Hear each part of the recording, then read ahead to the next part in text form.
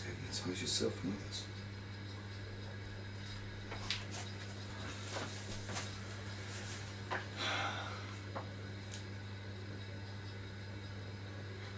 Shit! What are you doing here? Go watch the film!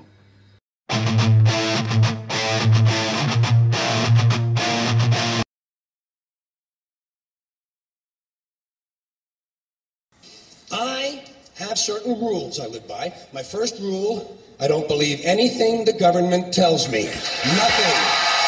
But the government's good for us.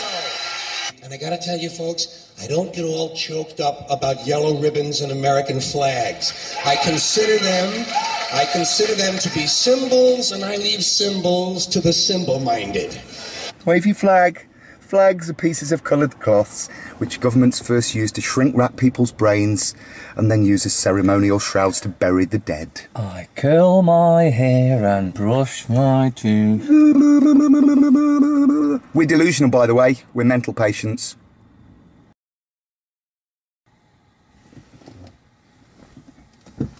What's that say? Call it tamam.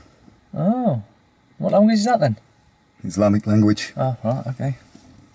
What kind of language is this? This is truth language. Oh, right. What does it say?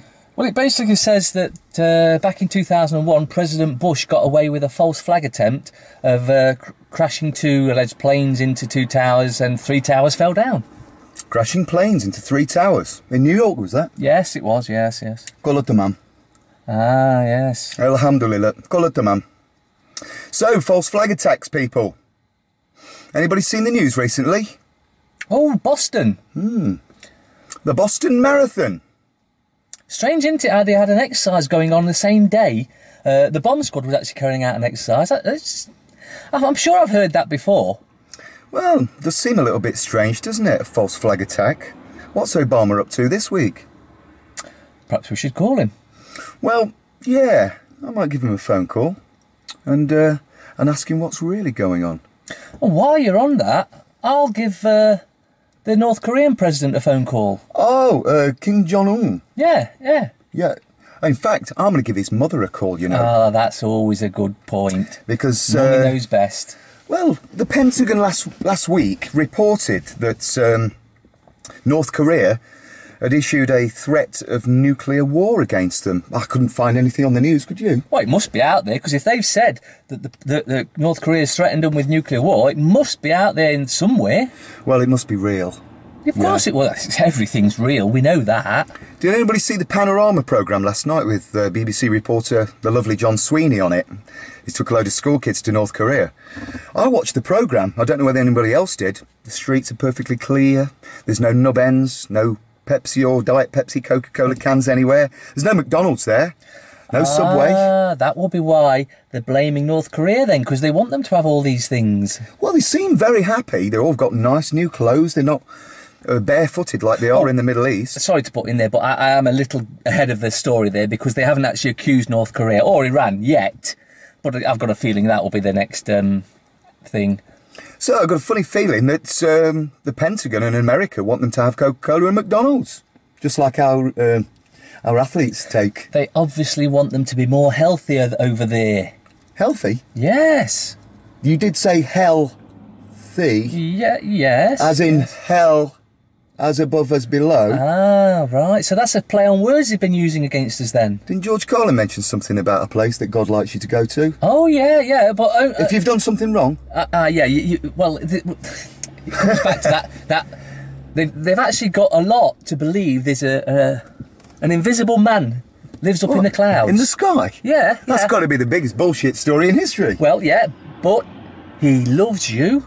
And he keeps an eye on you 24/7, so no having any crafty stuff. I feel so... I'm so relieved. He's even give you 10 rules to follow. 10 rules? 10 rules. What are they then? Oh, it's some do of not it's do actually, this, do not do some that. of it's actually quite sensible, but a lot of it's just made up rubbish. Oh, and if you don't obey by those 10 rules, he's going to send you to a really warm place. Yeah? Where it's hot and fiery, and you'll cry and you'll be in pain. Watch out, there's an infiltrator behind.